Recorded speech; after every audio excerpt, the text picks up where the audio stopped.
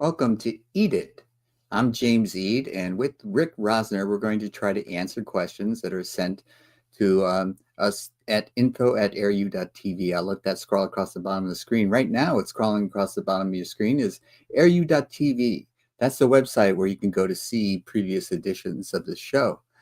This is the 12th episode and the final episode of this season of Eat It, where we're trying to take questions and see what we can come up with for answers. But AirU stands for Addicts in Recovery United.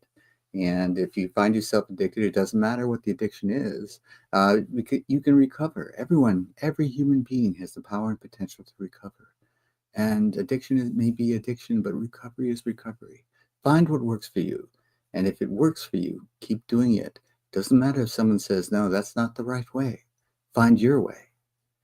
Walk your path with your head held high, looking people in the eye. I wasn't able to do that when I bent my knee to the tyranny of addiction, but I can do it today. And so can you. So let me bring Rick on. Rick, I need to do one thing. Sorry, I got you in the middle of a gulp there. Let's see, banners. I'm going to look and see if I can change that. Scroll across the bottom. There it is. info@airu.tv. That's the mailing address, the email address for any questions. So, Rick, what kind of question do we get asked today? Our question, it's a set of two from Nanette Parmerly in Riverside, California. Okay. And she asks, is life getting worse? And will life continue to get worse? Okay. And all right. So what's your thought? I have two immediate answers. One is, I don't know about worse, but I would say that life is getting less predictable. And if life is getting worse, at least TV has never been better. All right. The world might be on fire, but you can at least subscribe to some streaming services like Netflix and HBO Max and be entertained while everything collapses. Okay, so Nero can fiddle while Rome burns. Yeah. Yeah, and one of the things about the streaming options, we'll get back to the question that's asked, but I notice now if I'm streaming something, I can't change channels to if I wanted to be kind of watching two things, like one live. No, you have to press so many buttons and wait for everything to load. Yeah. Yeah. That's one of the downsides that I wonder if they're going to have some technological fix for that. Because right now they're in competition and they don't want you to go leave their right. channel. I don't know. Plus, our remote is very sensitive, and if you just brush it, then you've sent yourself someplace that it takes like 8 clicks to get back from. I've done that. I know that feeling. Yes, and the fact that like if I'm watching something that has commercial breaks during the commercial, I usually would flip over to something else, and now I don't have that. Impossible now. Yeah. Yeah. Okay, so you mentioned less predictable, and I think not that long ago, a grandparent's experience was much like that of the grandchild, and the grandparent could relate to the grandchild.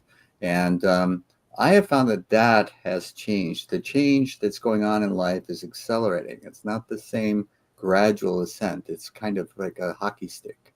Yeah, I think about a family of shoemakers in the 14th century Europe, and they've made for generations. They've made shoes, and for generations to come, they'll make shoes. And there's some unpredictable stuff like disease, the plague, but really, some wars. Mm-hmm. But day to day, their village looks the same.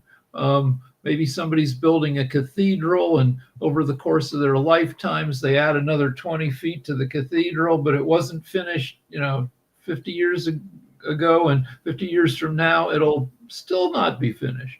Right. And now, like we didn't even get the iPhone until about 2008. Now there are nearly as many smartphones, iPhones in the world as there are people. It's completely reshaped culture. Yeah, and I kind of joke, but it's also true. You know, I have an iPhone, and so Siri, if it wasn't for Siri, I wouldn't know where to go, where to be, when. Right. Yeah. And A constant reminder for me to I've got this at 10 o'clock. I've got to talk to Rick at 10. You know, and so it's always reminding me. You know, it's my alarm clock. You know, and it has reminders, and sometimes it's Siri will now know that I have looked up a note that I sent to myself, be patient, and Siri will periodically pop that up to me, be patient, and I think that's very nice. But you know, it's always with me. yeah, but you know, the social media has eaten my brain. Where I used to read a few books a week, no more. Now Yeah, it's all Twitter and other crap all the time, and checking a million websites to see if anything's happened in the last minute. You know, right.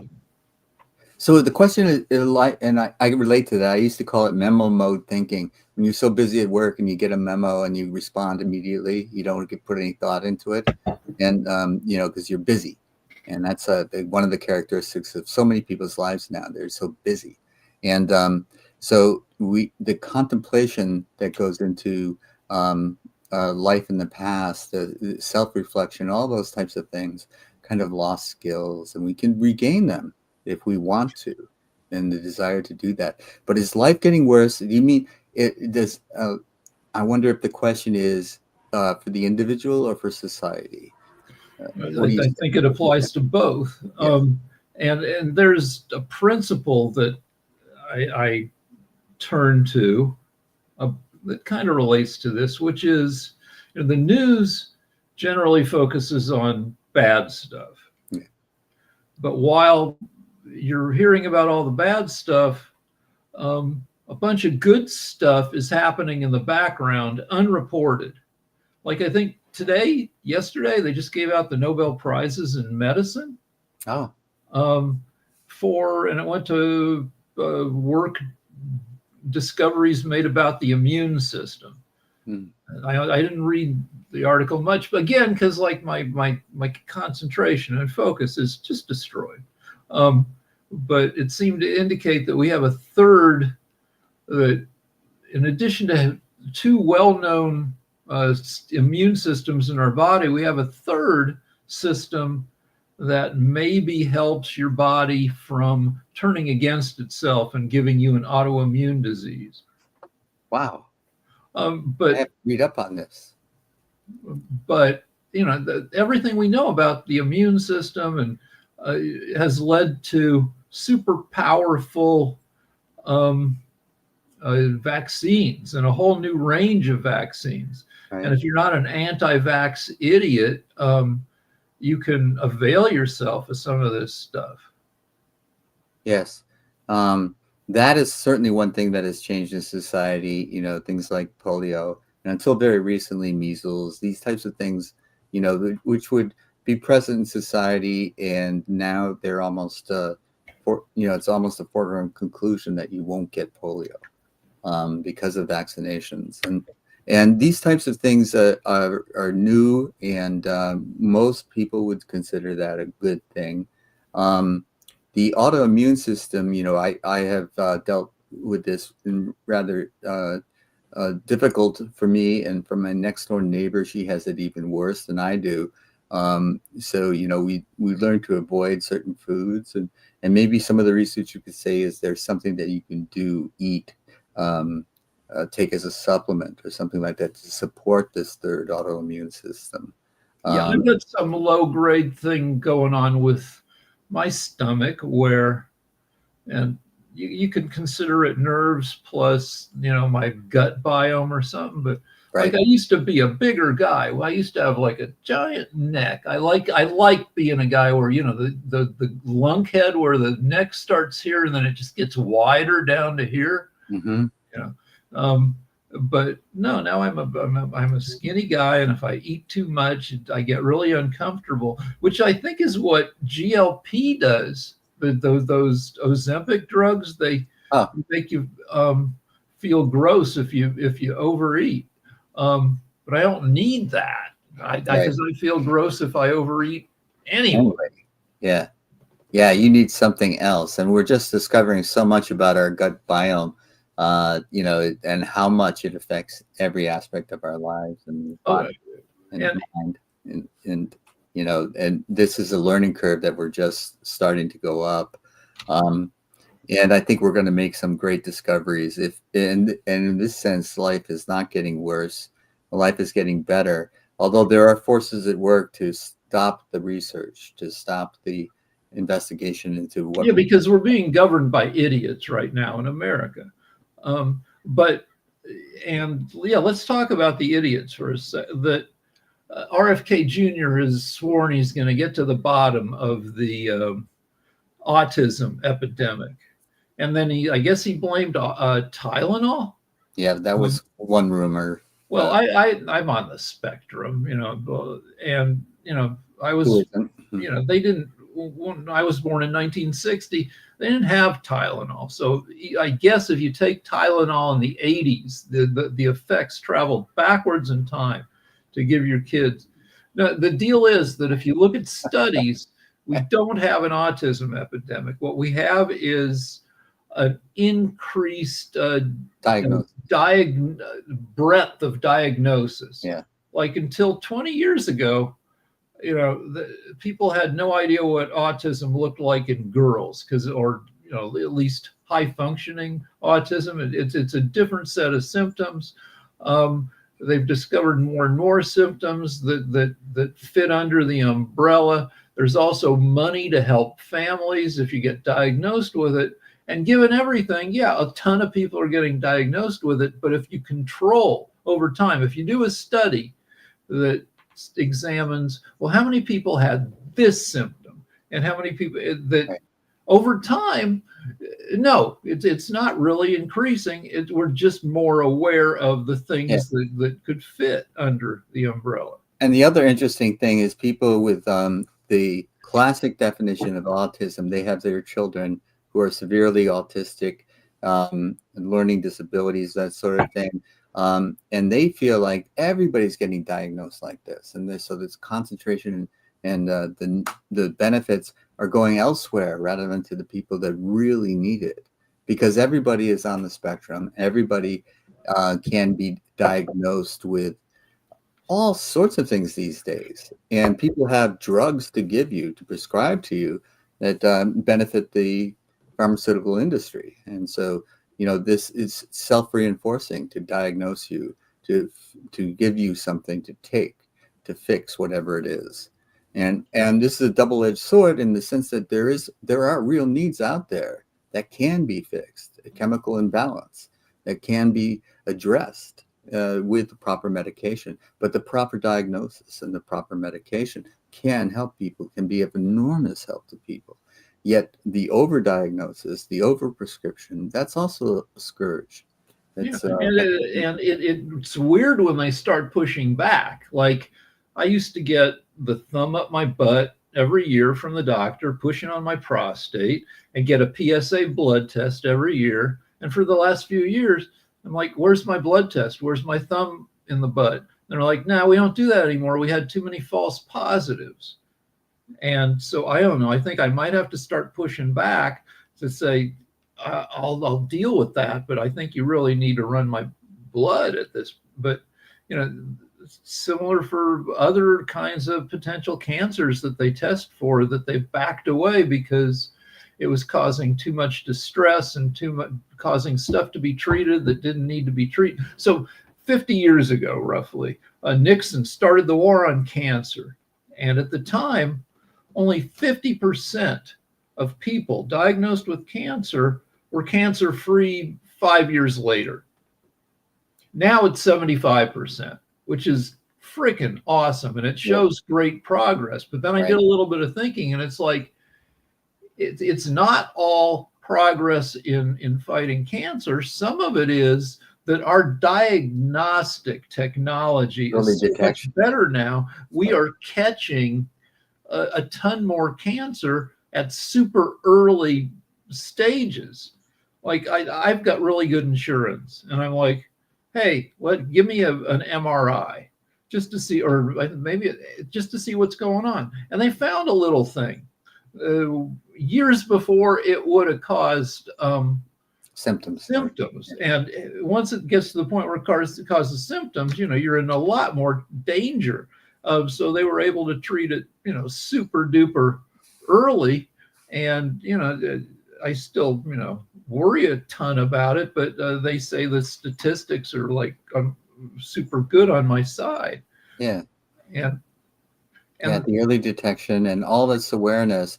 And I think artificial intelligence will be of assistance. Yeah, that's the next thing we have to talk about the end of the world is AI the end of the world? Is it going to wipe us out, or is it going to make all our wishes come true? And the answer is probably, in my mind, is both. That we're going to get a ton of new medicine. We're going to live longer, but we are going to be transformed beyond recognition.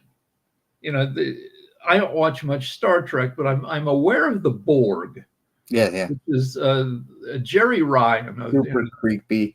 Yeah, they're like she's the lady who wears the tight silver suit on Star Trek, and she's got like circuitry pasted to her face, and we're going to get turned into some version of that, and maybe shunted to the side, or to keep up with AI, we're going to have chips put in our head that make us think faster. And our grandchildren, people like to talk about the world we're leaving to our grandchildren. Our grandchildren are going to be weird. Their children, if they have any, are going to be even weirder. They're going to be unrecognizable to us, to the point. Yeah, I'm sorry to interrupt, but I think that the evolution, we were Homo erectus, we were Homo sapien, there's going to be Homo something else. And I don't know what the something else is going to be. Homo robotic, Homo mechanica, I don't know, but it's going to be some combination of artificial intelligence, and our limbs and organs can be reproduced and replicated, and which is great. The new technology that's coming along is genetically tweaked pigs. Yes. Where you can have your own pig and they can grow human organs in it that match you genetically, so your body doesn't reject a new kidney or a new liver or lung. And that's not going to be cheap. Insurance isn't going to pay for it. But if you've got 150 grand in 5 years, you can grow an organ.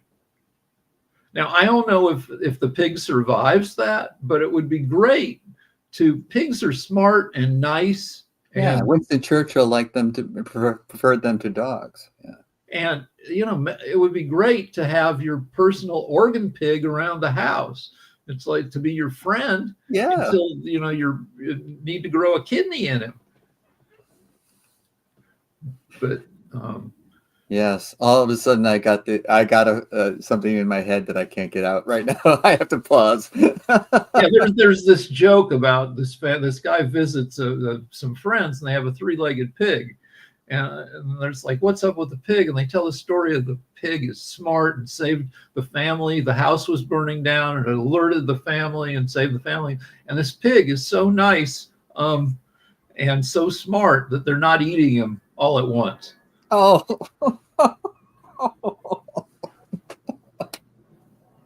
All right.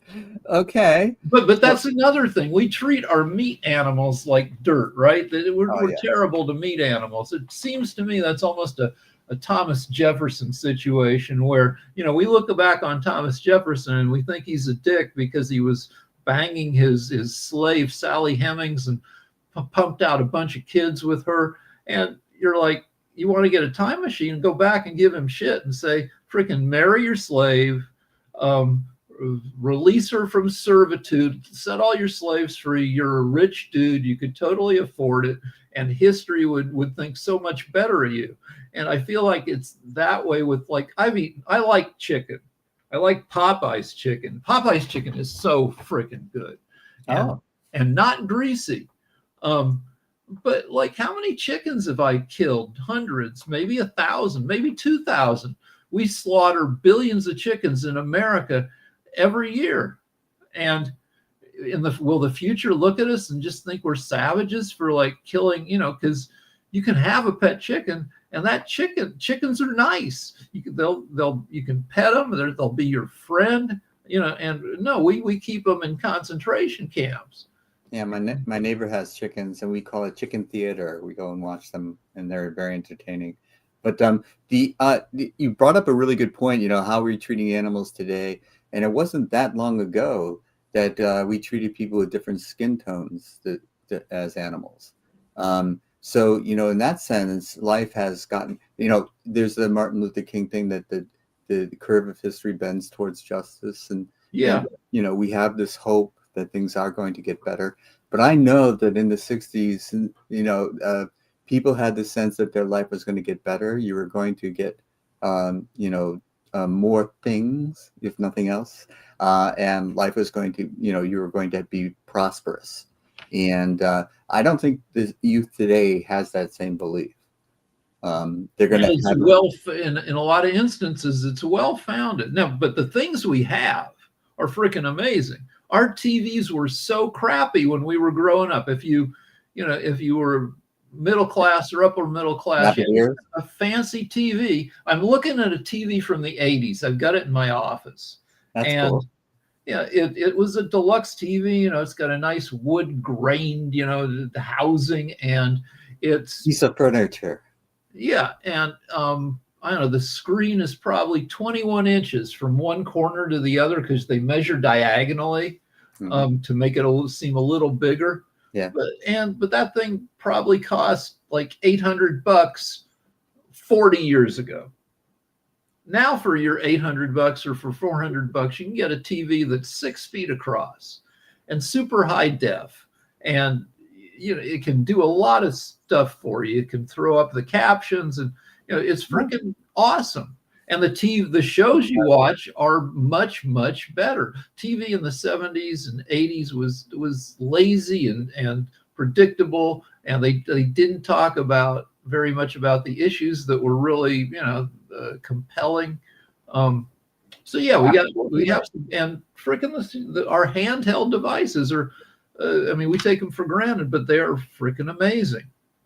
I used to be the type of person that would have encyclopedias, a dictionary, an atlas, and globe, and none of those things matter anymore because I can just. No, we put our encyclopedia in recycle in the bin, that takes it away and pulps it because thrift stores don't want them. Nobody wants them. Nobody wants them. Yeah. And plus, when you had all that stuff, it was still fairly low probability you could get your question answered. If you wanted to, like, if I want to complain about guns in America, and if I want to compare homicide rates from between here and other countries, Canada, Spain, I can pull up that information in like 12 seconds. Yeah. But back in the 70s, if you had some weird teacher who assigned you that topic in government class or something, good luck finding those statistics. You wouldn't have them at home.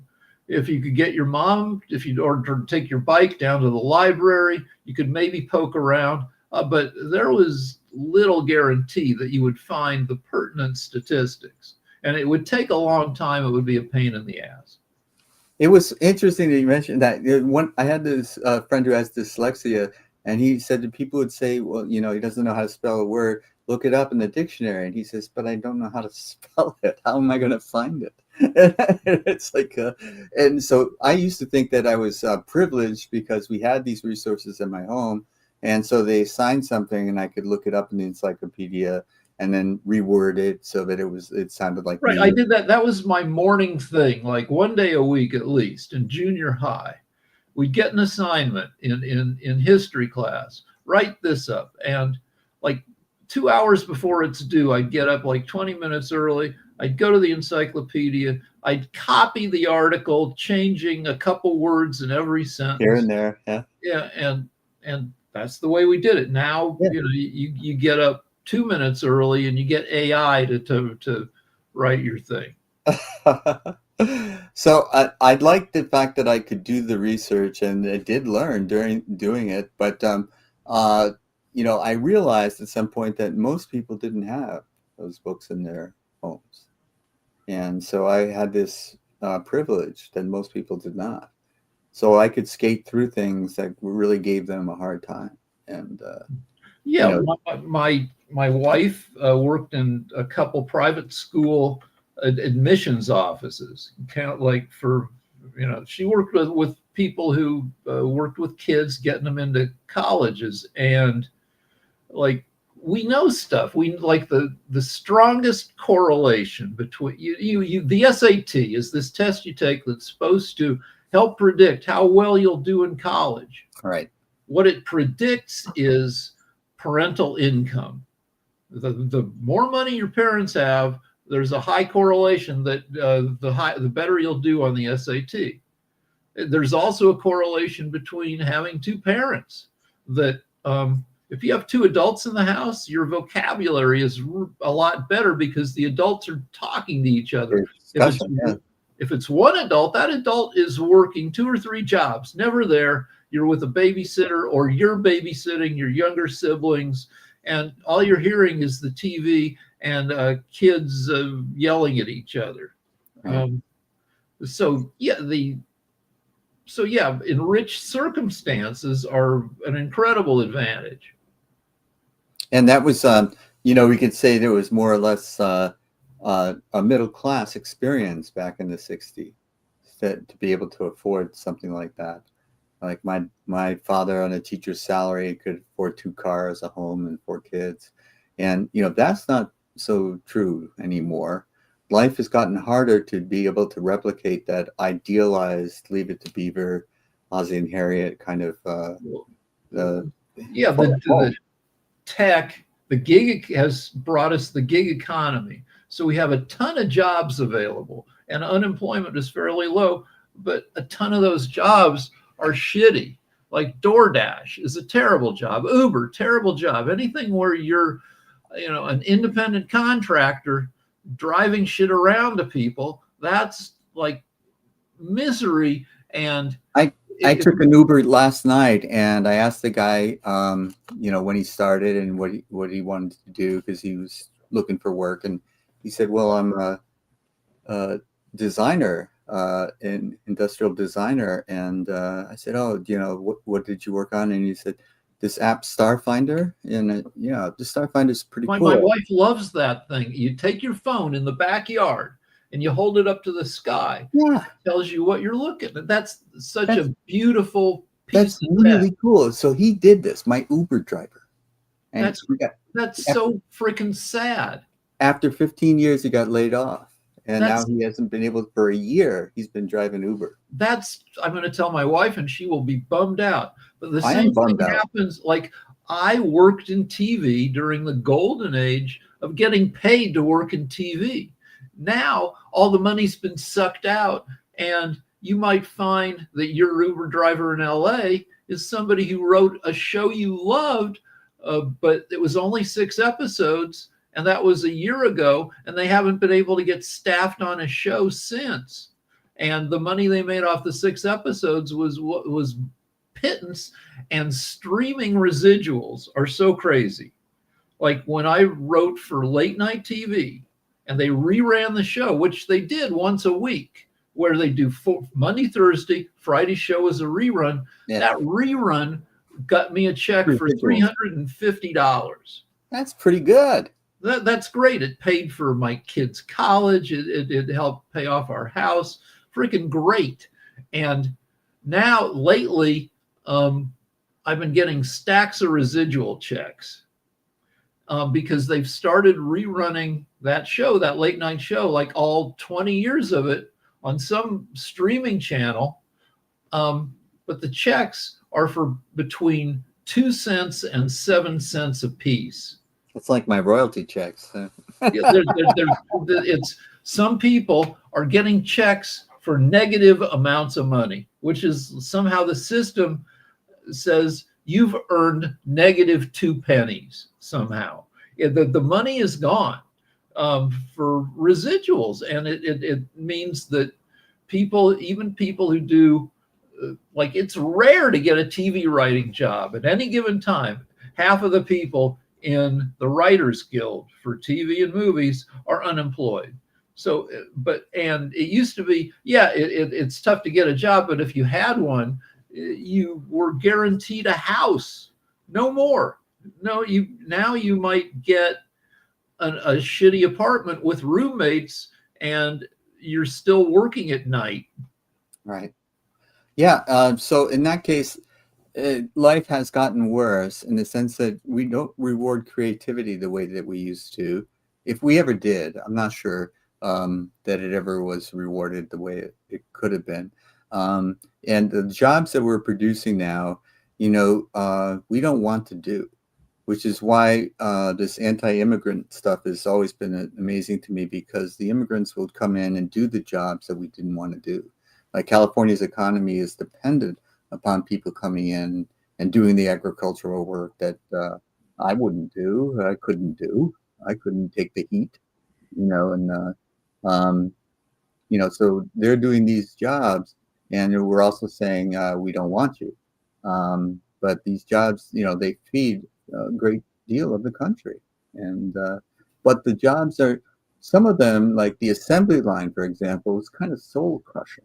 It was a great invention. Henry Ford's lauded for inventing it, and all of the things. But to do the same thing over and over and over again, that's not uh, an empowering job.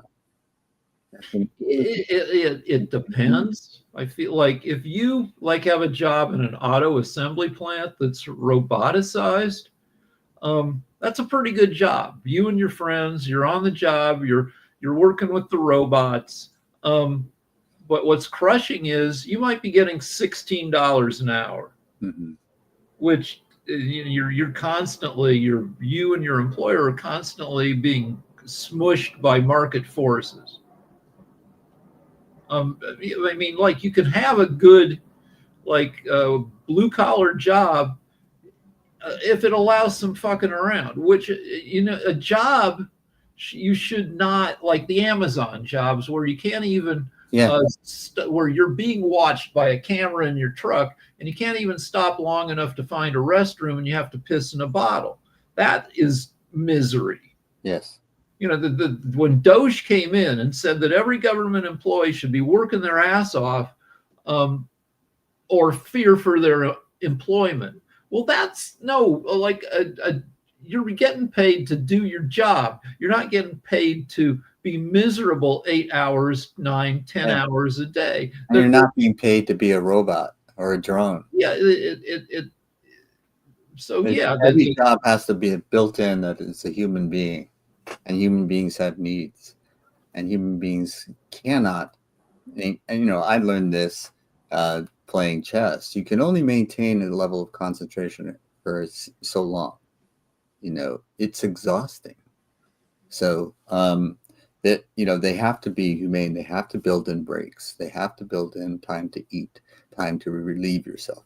These are the types of things that are, if you're creating the job design, has to be for humans, and that's forgotten in many cases. And it should be possible because tech makes us, productivity has increased like 5-fold or 7-fold since the 20th century, since the 1960s. So you shouldn't have to work 50 hours a week to get your job done. It's just that, well, no, now you're doing your job plus 2 others, because the tech has disrupted the world of work, and some countries have a culture where, your job does not kick your ass. France is famous for, you get 10 weeks of vacation a year, paid vacation a year. Right. Your average work week is 30 hours in France and Germany, and shit still gets done. The U.S., we get sold a bill of fucking goods where we're told, we had to get ahead. You have to work your ass off. There's a new job that is, you can argue that it's the world getting worse or that it's getting better. There are 1.1 million OnlyFans models, which is light porn. I mean, I don't know if it's all light, but like if you're, if you're attractive, you can go on OnlyFans and keep some of your clothes on. Like you're going to show your butt, but you can wear a thong bikini, and if you're Butt flosser. Hmm? A Yeah, butt flosser. yeah. And if you work hard and build an audience, you might be able to make a few grand a month doing that. Which, is that a good job? Is that like misery? Is it cheapening humanity? There are roughly as many OnlyFans models as there are doctors and cops. Wow. And so is that life getting worse? Or is it, I mean, I don't know, like, I mean, 30 years ago, 50 years ago, porn was exploited, was, when you were looking at porn, you were exploiting human misery, because the women in porn, they maybe had drug problems, they probably had abusive boyfriends who pushed them into it. Now it's an entrepreneurial situation Right. for. Yeah, yeah. So yeah, you can look at these things. It maybe depends upon your perspective. One of the things about artificial intelligence, I was just reading, and because I'm not a deep reader anymore, I was just scanning it, and the essence was that artificial intelligence was creating busy work that wasn't helping productivity, work that was, causing people stress because they had to complete it, even though there was no real point to it. And so this is another, an unintended consequence, of course. No one intended that. But Well, another unintended consequence of AI is it's supposed to free people up by taking care of repetitive, the jobs that, yeah, are kind of miserable. Turns out you need more people watching the AIs to make sure they don't screw up than were needed in the first place. That if you have the driverless cars like Waymo, yeah, somebody's watching the cars via remote cameras to make sure they're not screwing up. If you have the AIs that look at X-rays, you need another layer of humans to make sure the AI is getting it right. So it's not necessarily cutting down on humans, which is not necessarily bad. It's right. just Again, depending on your perspective, but for example, the AI diagnostic, I want a human being to look at it and say, because if you just leave it up to AI, and they get something incorrect, there can be, should be, and I'm thinking, another layer, uh, and right now we have the doctor, and there's no other layer, so the AI would be another layer of protection against misdiagnosis. Um, so I don't think of it as replacing, but supplementing, and so then that's a proper use of it. Yeah. And so AI and other tech is making us all healthier, which is great. We're eventually we're going to live longer. In the U.S., we lag because half the country is being manipulated by to be yahoos who don't get vaxxed. When we lost to COVID, we had a couple of years of declining life expectancy, and our diet is for shit. But uh, we've got Ozempic coming along that we should have a skinniness epidemic pretty soon if people get their shit Wow. together. But the deal is that's all great, but it means the boomers, our generation, we're not dying, which means we have all the money and it's locked up. And then Gen X and Gen Z and the millennials, they can't buy a house. They can't Right. like start a family the way that we could. Right. That I give this statistic so often that people 45 years of age and older in America have 94% of the money, which is insane. And it means that people are starting families later, if at all. And Right. some of them don't mind. That if you look at other studies, uh, Gen Z is not having as much sex as previous generations because they're lost in their frickin' social They're media. not desperate to hook up the way you and I were. Right. They if they jerk off at all, and masturbation is down among Gen Z. There's just so much other stuff to do. They don't even do that. But so, but they're making, we've got all the Western countries, all the most of the countries in the world will have declining populations by 2050. Um, and the U.S. only makes 80% of the babies it needs to replace existing people. So if it weren't for immigration, our population would be declining. Right. So all these are, is that bad? Because a declining population means that climate change it takes some of the teeth out of climate change, because the fewer people, pumping pollution into the world, the slower the climate change happens. Yes, the and overcrowding would be eased. Maybe affordable housing is in the future. Right now in the San Francisco Bay Area, the people tell me what their rent is, and I'm amazed. It's more than I'm guessing what, $5,000 for a 400 square foot studio. It's shocking to me. It's something I can't get my head around. I remember the 90s when we bought this house that we live in now. I thought they added an extra zero to it by mistake because it was like so incredibly expensive. And 5 years, people were telling me I overpaid, and 5 years later they were saying, "What a bargain!" Because prices, the Google money, the Meta money, and all that kind of stuff came into the area. Perfectly nice homes were being torn down, and bigger homes were. The people just wanted the land; they didn't want the homes. They were, so they had all this money, and it was just incredible the way the prices just soared. So now you can have a great job at Google. It pays you $185,000 a year, but what you can afford, unless you want to drive an hour each way, is for your 185,000, you're going to have 3 roommates. You're going to be in a 1,200, if you're lucky, square foot, 2-bedroom apartment, where somebody's, sleeping on the couch, has set up a curtain for some privacy. I was talking with someone, and it was a woman who was a software engineer making 200,000 a year, and what she was telling me was that she was a failure, that her life was a mess. And like, because maybe she's got 3 roommates. If she wanted, maybe she would like to have a partner and get going on some of the traditional things of life. she But did. she can't, because she's got 3 roommates. If she wanted to hook up and have sex with somebody, she doesn't even have a separate bedroom to go into to bang. And she was attractive. She, was a little. She was middle aged, so not young, but had this what I thought of as a very healthy income. So, but her perspective was her life should have been more. She should have been married and had kids and done all these things, and here she was, just making 200,000 a year. Yeah, and they can't afford to She had an apartment.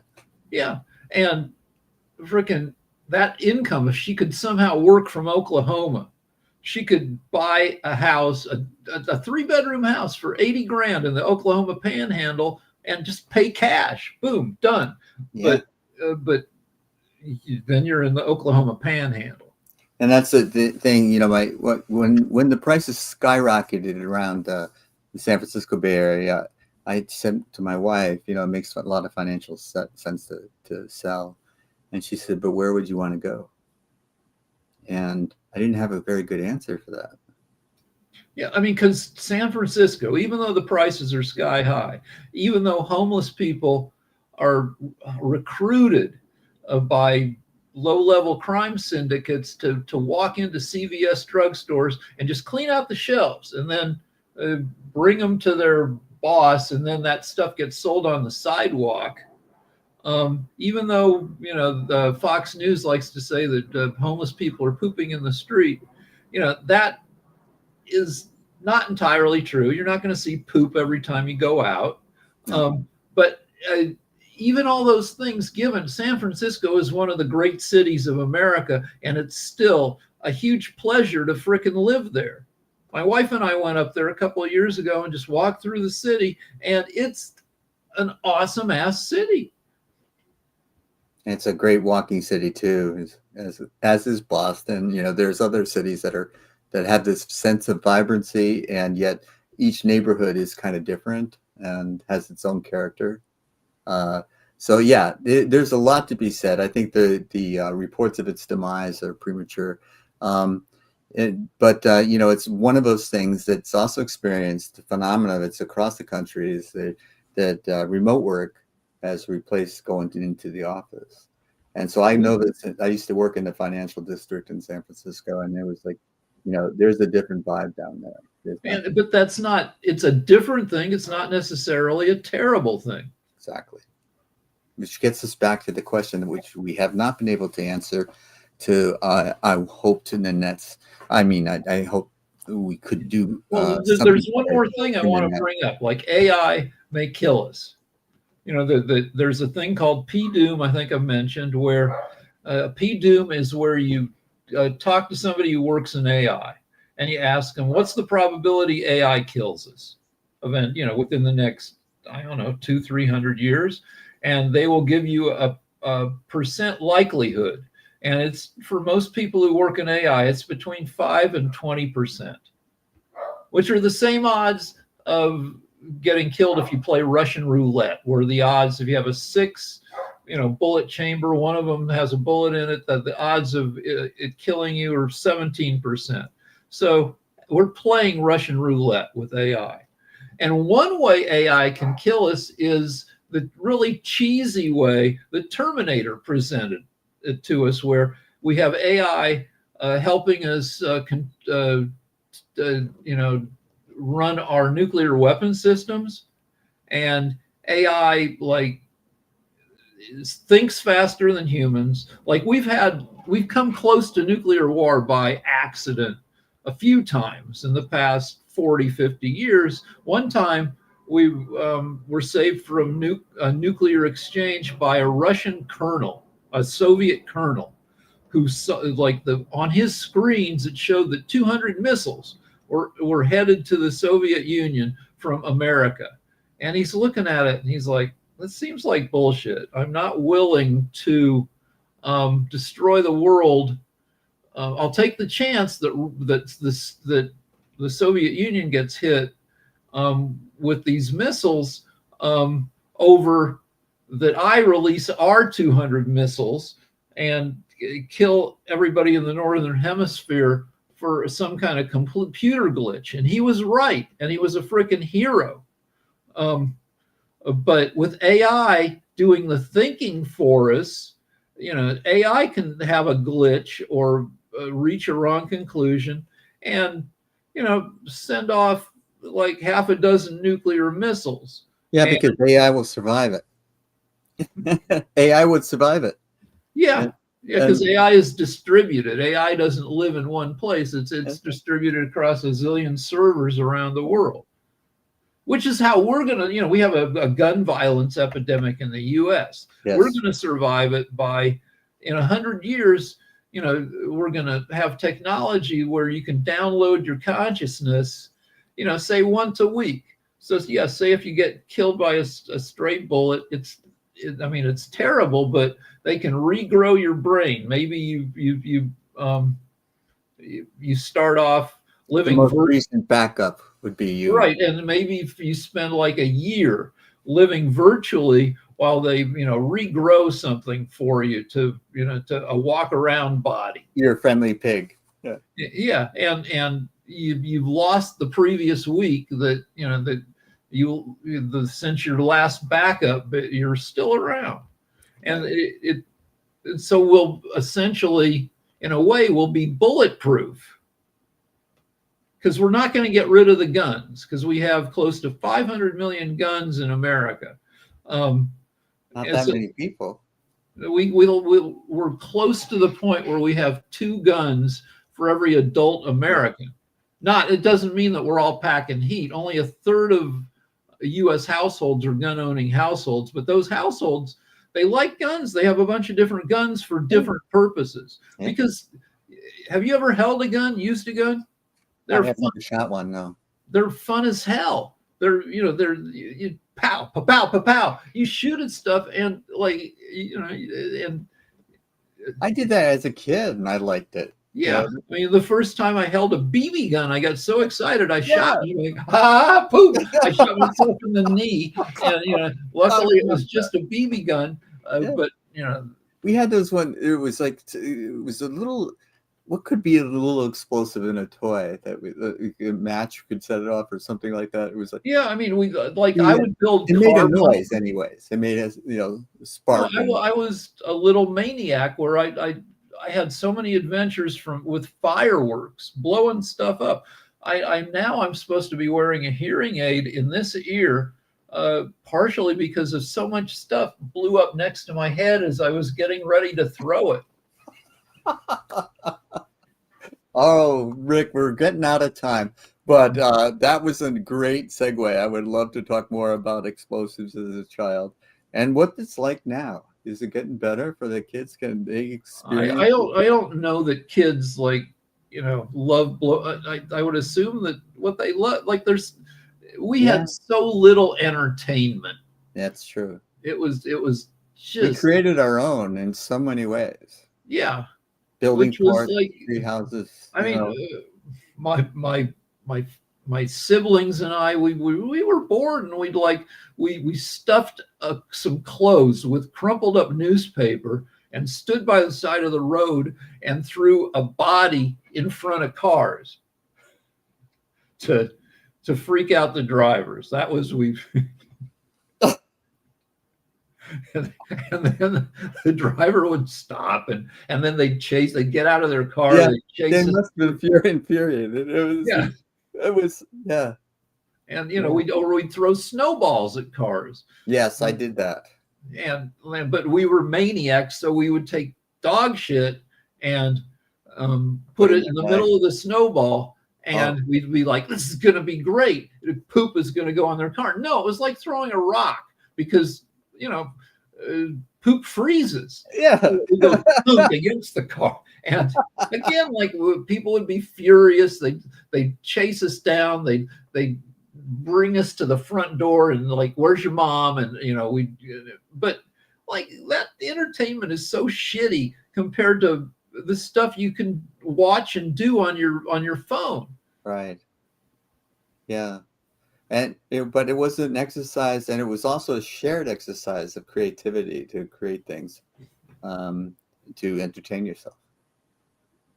And, I think that may be a lost art. And is that good or bad?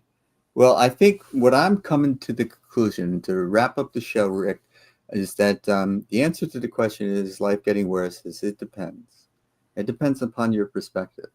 And what about thinking about life in a different way and thinking about life in a hopeful way?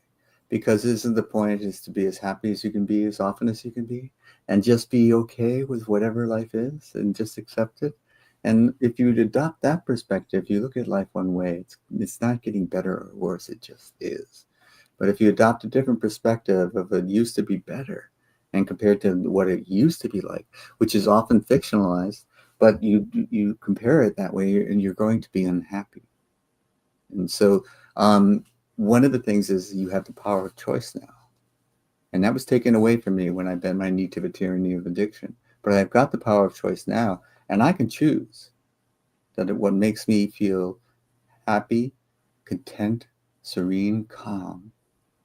That's the path I want to walk today, rather than the path that led to annoyance, aggravation, anxiety. And so that's my choice now. And so I think what I would tell Nanette is it's your choice. It's like and getting worse or better. and I would say that all the changes are forcing us to evaluate what is really of value and what it means to be human.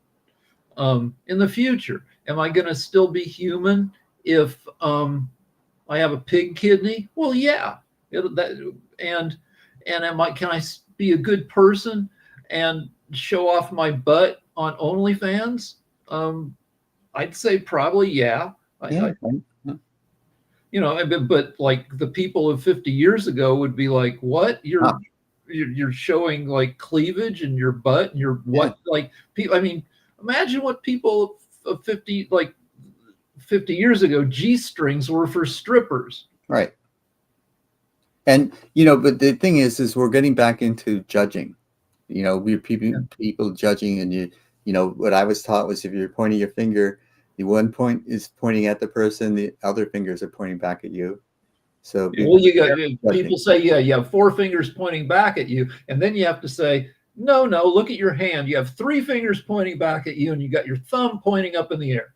Yeah, it's good. It's all good. Tutte bene. Okay. Thank you again, Rick. Thank it's you. Wonderful to have spent this 12 episodes with you. Yeah, it's been a nice season. Yeah. All right, so we'll figure out what's next. All okay. Right? So for now, goodbye. Bye. And give into the nap if you have to. That was Rick Rosner, Emmy-nominated writer. And this is the final episode of Eade IT. It's been a 12-episode season. And if you go to airu.tv, you can see previous episodes of this show and other shows, including Calm Down with James Eade, and also the season Change Your Mind, because it's possible, even when you're older, to change our minds, to look at things differently, to adopt a new perspective. I know it was true for me. I was able to look at the world differently. And this is the kind of the topic discussion today of, is life worse than it was? It depends on how you look at it and how you choose to look at it. So thank you so much for paying attention while I was talking with Rick about whatever the studio audience asked us. Thank you again.